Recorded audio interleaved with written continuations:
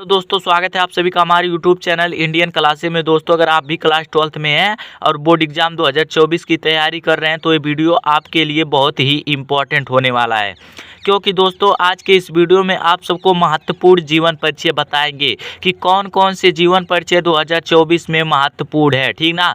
तो आप सबको बता दें, जीवन परिचय और साहित्यिक परिचय को लेकर घबराने की ज़रूरत नहीं है। आपसे साहित्यिक परिचय कक्षा बारे में पूछा जाएगा, ठीक ना।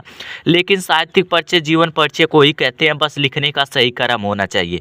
तो दोस्तों आप सबको बता दें कि 10 नंबर का साहित्यिक परिचय पूछा जाता है कक्षा 12 में, ठीक ना।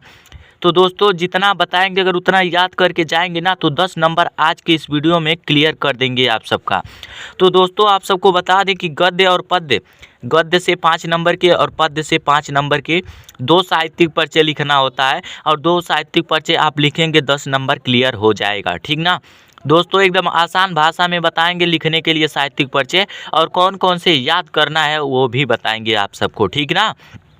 तो दोस्तों आप सबको बता दें कि जो सबसे पहला होता है लेखक का साहित्यिक परिचय, ठीक ना।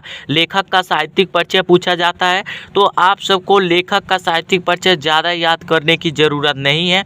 जो लेखक का जो पहला है याद करने के लिए आपको, वो है वासुदेव शरण अग्रवाल। आप वासुदेव शरण अग्रवाल का साहित्यिक परिचय जरूर याद कर लीजिएगा। और दूसरा है हजारी प्रसाद द्विवेदी, आचार्य हजारी प्रसाद द्विवेदी। आपको लेखक का साहित्यिक परिचय में केवल 2 साहित्यिक परिचय याद करना है। पहला है वासुदेव शरण अग्रवाल, दूसरा है आचार्य हजारी प्रसाद द्विवेदी। आप 2 याद कर लेंगे, 2 में आपका 5 नंबर क्लियर होने वाला है, ठीक ना। अभी आपको बताएंगे किस तरीके से लिखा जाता है, क्योंकि दोस्तों अगर आप सही क्रम से लिखेंगे तभी आपको 10 नंबर मिलेगा, वरना आपको नंबर कट भी सकते हैं, ठीक ना। तो लेखक से आप अगर 2 याद कर लेना है, एक वासुदेव शरण अग्रवाल, दूसरा है आचार्य हजारी प्रसाद द्विवेदी, 5 नंबर क्लियर हो जाएगा। उसके बाद से दूसरा पूछा जाता है कवि काव्यत्री का साहित्यिक परिचय, अर्थात उसमें कवि भी होंगे काव्यत्री भी होंगी, ठीक ना। तो किसी का साहित्यिक परिचय पूछ सकता है। तो आप सबको केवल 3 याद करना है। पहला है महादेवी वर्मा, दूसरा है मैथिली शरण गुप्त, तीसरा है जयशंकर प्रसाद। केवल आपको 3 याद कर लेना है, ठीक ना। 3 याद कर लेने पर यहाँ भी 5 नंबर क्लियर होने वाला है। एकदम आसान तरीका बताएंगे दोस्तों, केवल आपको 3 याद करना है, महादेवी वर्मा, मैथिली शरण गुप्त, जयशंकर प्रसाद, ठीक ना। आप 3 याद कर लेंगे, 1% दिक्कत नहीं आने वाला है। दोस्तों 2 ये हो गया लेखक का, 3 हो गया कवि काव्यत्री का। 5 साहित्यिक परिचय याद करना है 2024 के बोर्ड एग्जाम में। अगर 5 साहित्यिक परिचय आप याद कर लेते हैं तो जान लीजिए 10 नंबर क्लियर होने वाला है। तो दोस्तों आप सबको लेखक में सर्वप्रथम वासुदेव शरण अग्रवाल का बताएंगे साहित्यिक परिचय लिखने का, ठीक ना। एकदम आसान तरीका बताएंगे कि किस तरीके से लिखेंगे। आपको वासुदेव शरण अग्रवाल का बताएंगे किस तरीके से लिखा जाएगा, उसके साथ साथ मैथिली शरण गुप्त का भी बताएंगे। सबसे पहले जो लिखना है दोस्तों वो है वासुदेव शरण अग्रवाल। सबको बताएंगे कि किस तरीके से लिखना है, ठीक ना। एकदम आसान भाषा में बताए हैं दोस्तों। तो दोस्तों इस तरीके से आपको वासुदेव शरण अग्रवाल का हेडिंग डाल देना है। उसके बाद से लिखना है जीवन परिचय। आपसे साहित्यिक परिचय पूछेगा तो ऐसा नहीं करना है कि साहित्यिक परिचय हेडिंग डालकर लिख देंगे, क्योंकि अगर आप साहित्यिक परिचय हेडिंग डालकर लिख देंगे वो जीवन परिचय में बदल जाएगा। इसलिए जीवन परिचय पहले हेडिंग डाला जाता है, और उसमें लिखेंगे डॉक्टर वासुदेव शरण अग्रवाल का जन्म 1904 ईस्वी में मेरठ जिले के खेड़ा नामक ग्राम में हुआ था। जो डॉक्टर वासुदेव शरण अग्रवाल जी हैं, इनका जन्म 1904 ईस्वी में, इनका जन्म तिथि ये याद रखिएगा, मेरठ जिले के खेड़ा नामक ग्राम में हुआ था। इनके माता पिता लखनऊ में रहते थे, अर्थात जो वासुदेव शरण अग्रवाल जी हैं इनके माता पिता लखनऊ में रहते थे, अतः इनका बाल्यकाल लखनऊ में ही बीता। इनके माता पिता जब लखनऊ में रहते थे तो वासुदेव शरण अग्रवाल अपने माता पिता के साथ लखनऊ में ही व्यतीत किए। इस तरीके से एकदम आसान भाषा में लिख देना है जीवन परिचय, कि उनका जन्म कहाँ हुआ था, उनके माता पिता का क्या नाम था, वो कहाँ रहते थे, इतना आपको जीवन परिचय में लिख देना है। उसके बाद से दोस्तों साहित्यिक परिचय हेडिंग डालना है। साहित्यिक परिचय हेडिंग डालकर लिखेंगे डॉक्टर वासुदेव शरण अग्रवाल हिंदी साहित्य में निबंधकार के रूप में प्रसिद्ध है। कि जो डॉक्टर वासुदेव शरण अग्रवाल हैं वो हिंदी साहित्य में निबंधकार के रूप में प्रसिद्ध हैं। जैसे सबकी प्रसिद्धि अलग अलग होती है, कोई निबंधकार के रूप में, तो कोई कलाकार के रूप में, तो कोई रचना के रूप में, सब की प्रसिद्धि अलग अलग है। लेकिन वासुदेव शरण अग्रवाल की जो प्रसिद्धि है वो निबंधकार के रूप में है, ठीक ना। इन्होंने बनारस हिंदू विश्वविद्यालय से बीए तथा लखनऊ विश्वविद्यालय से एमए की परीक्षा उत्तीर्ण किए।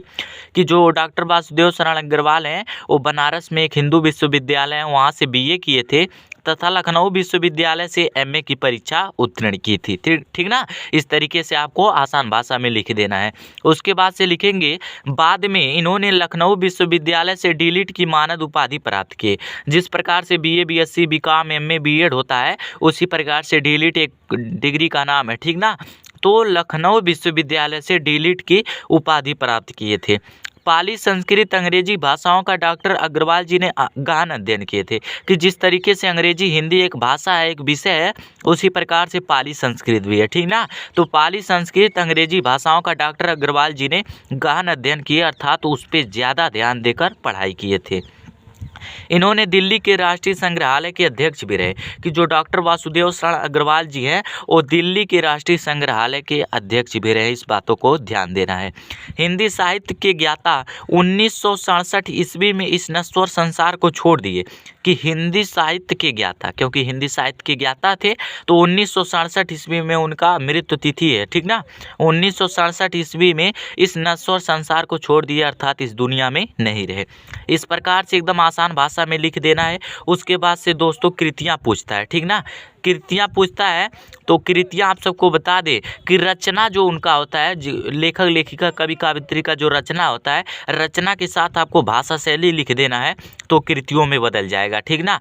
तो लिखेंगे कृतियाँ, उसमें लिखेंगे अग्रवाल जी की प्रमुख कृतियाँ निम्न है। कि जो डॉक्टर वासुदेव शरण अग्रवाल जी हैं उनकी प्रमुख कृतियाँ निम्न हैं। पहला है पृथ्वीपुत्र, दूसरा है कल्पलता, तीसरा है वाग्धारा, ठीक ना। ये उनकी प्रसिद्ध रचनाएं, इसको याद रखिएगा, बहुविकल्पी में प्रश्न बनते हैं, ठीक ना, यहीं से। तो उनकी जो कृतियाँ हैं निम्न है, पृथ्वीपुत्र, कल्पलता, वाग्धारा, उनकी रचना लिख देना है जितना याद है। उसके बाद से भाषा शैली। भाषा शैली का मतलब ये होता है कि जो भी लेखक, लेखिका, कवि, कवयित्री हैं उनकी भाषा कैसी थी और उनको प्रति लोगों के तरह से व्यवहार कैसा था, ठीक ना।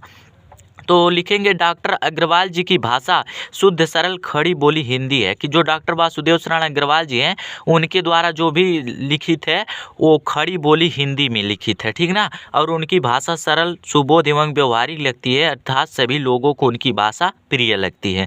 तो इस तरीके से आपको लिख देना है। उनकी इस तरीके से कृतियाँ हो गया, यहाँ पे साहित्यिक परिचय हो गया। साहित्यिक परिचय आपसे भले ही पूछा जा रहा है, जीवन परिचय आपको लिखना है, यहाँ पे गलती नहीं करना है, ठीक ना। तो इस प्रकार से लिख देंगे। उसके बाद से दोस्तों दूसरा आपको बताएंगे मैथिली शरण गुप्त का साहित्यिक परिचय, ठीक ना।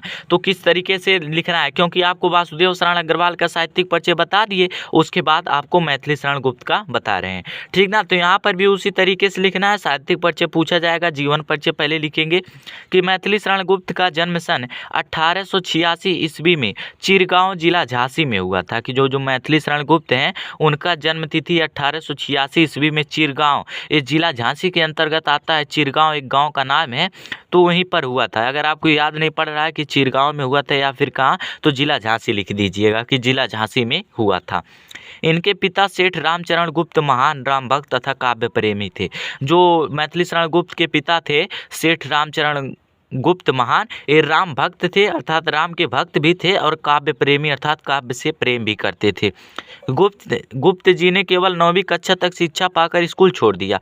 कि जो मैथिली शरण गुप्त जो हैं वो केवल 9वीं अर्थात 9वीं क्लास तक पढ़ाई किए, उसके बाद से स्कूल छोड़ दिए और घर पर ही गंभीर अंधेर किए। स्कूल तो छूट गया, उनके रास्ते में कोई बाधाएं उत्पन्न हुई, स्कूल तो छोड़ दिए, लेकिन जो पढ़ने की रुचि थी वो खत्म नहीं हुई और घर पर ही गंभीर अध्ययन किए, ठीक ना। इस तरीके से जीवन परिचय लिख देना एकदम आसान भाषा में। उसके बाद से दोस्तों साहित्यिक परिचय तब लिखना है आपको। साहित्यिक परिचय में लिखना है कि गुप्त जी का खान पान, रहन सहन तथा वेशभूषा सब कुछ भारतीय है। कि जो मैथिली शरण गुप्त जी हैं इनका जो खान पान, रहन सहन अर्थात खाने पीने की सामग्री हो गई, रहने की जो सामग्री हो गई, और जो भी कपड़ा धारण करने की सामग्री हो गई, सब कुछ भारतीय है, ठीक ना। 1948 ईस्वी में आगरा विश्वविद्यालय और 1958 ईस्वी में प्रयाग विश्वविद्यालय ने गुप्त जी को डीलिट की मानद उपाधि प्राप्त की। कि 1948 ईस्वी में आगरा विश्वविद्यालय और 1958 ईस्वी में प्रयाग विश्वविद्यालय, अर्थात जो 10 साल की यहाँ पे गैप है, ठीक ना। कि 1948 में आगरा विश्वविद्यालय ने और 1958 ईस्वी में प्रयाग विश्वविद्यालय ने गुप्त जी को डीलिट की मानद उपाधि प्राप्त की। 10 साल का अंतर है और 10 साल के अंतर में दोनों विश्वविद्यालय से इनको मानद उपाधि प्राप्त हुआ, ठीक ना। इस तरीके से लिख देना है दोस्तों आसान भाषा में। फिर लिखेंगे राष्ट्रपति डॉक्टर राजेंद्र प्रसाद ने इन्हें सम्मानित भी किए। जो राष्ट्रपति थे डॉक्टर राजेंद्र प्रसाद, वो इन्हें सम्मानित भी किए।